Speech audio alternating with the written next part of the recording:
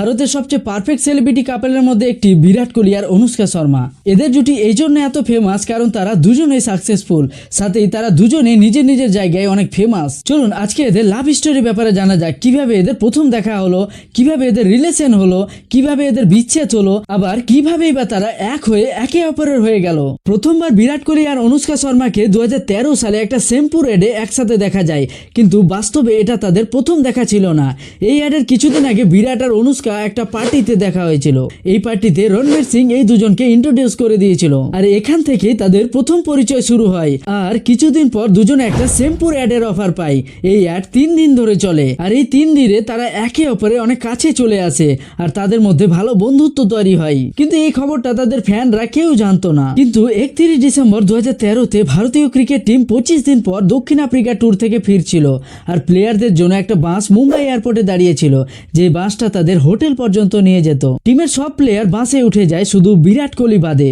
বাস চলে যাওয়ার পর এয়ারপোর্টে একটা BMW কার পৌঁছায়, যেটাতে অনুষ্কা শর্মাকে দেখা যায়, আর বিরাট কোহলি সেই কারে উঠে চলে যায়, আর সেখানে দাঁড়িয়ে থাকা মিডিয়া তাদের ছবি তুলে নেয়। আর তার পরের দিন থেকেই এই ছবিটা খবরের কাগজে খুব হাইলাইট হয়ে যায়। শুধু এয়ারপোর্টে নয়, এরপর তাদের মুম্বাইয়ে কয়েকবার একসাথে দেখা যায়। কিছুদিন পর টিম মিডিয়া যখন নিউজিল্যান্ড ট্যুরে যায়, তখন অনুষ্কা শর্মা সিনেমা শুটিং থেকে কিছুদিনের জন্য ব্রেক নিয়ে নেয়। কিন্তু নিউজিল্যান্ডে হওয়া সিরিজ চলাকালীন এক ফ্যান বিরাট কোহলি আর অনুষ্কা শর্মাকে নিউজিল্যান্ডের রাস্তায় ঘুরতে দেখে, আর তাদের ছবি তুলে টুইটারে পোস্ট করে দেয়।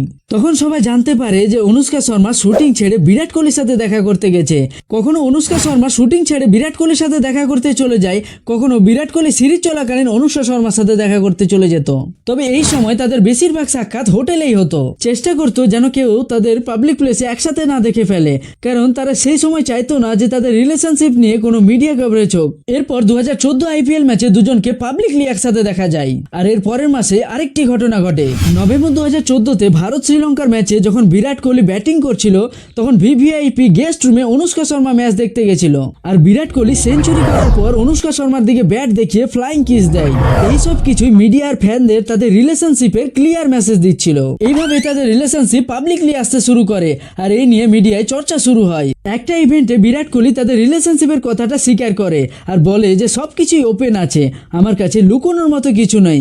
আর অনুষ্কা শর্মাও একটা ইভেন্টে এই কথাই বলে। দুইজনের সম্পর্ক ঠিকঠাকই চলছিল, কিন্তু 2016-তে তাদের ব্রেকআপের খবর সামনে আসে।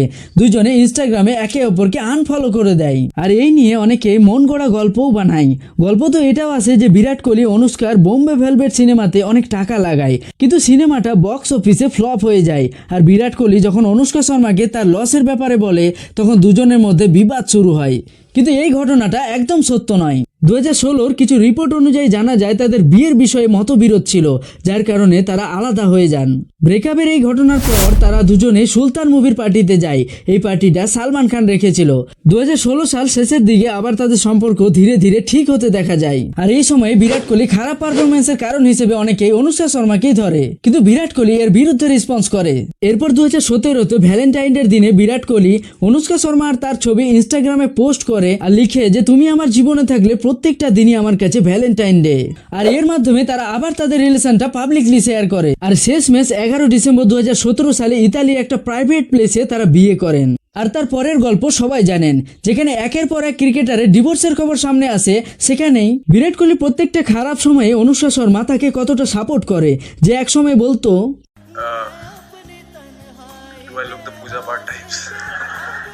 অনুষ্কা শর্মা তাকে বৃন্দাবনে প্রেমানন্দ মহারাজের কাছে নিয়ে যায়। বিরাট কোহলি যখন খারাপ সময় যায়, মানে তার জীবনে যখন সবকিছু ঠিকঠাক চলে না, সেটা হোক তার দীর্ঘদিন ধরে খারাপ পারফরমেন্সের জন্য বা তার লাইফে ঘটা কোনো কিছুর জন্য মানসিকভাবে যখন ভেঙে পড়ে, তখন অনুষ্কা শর্মা তাকে এমন জায়গায় নিয়ে যায় যেখানে শুধু তার মানসিক চাপ নয়, তার জীবন দর্শনটাই পাল্টে যায়। এক কথায়, যে আগে বলতো আমাকে কি পুজো পাঠ টাইপের মনে হয়, অনুষ্কা শর্মা সেই মানুষটাকে আধ্যাত্মিক লাইনে নিয়ে যায়, আর তার জীবনটা আরো সুন্দর করে তোলে।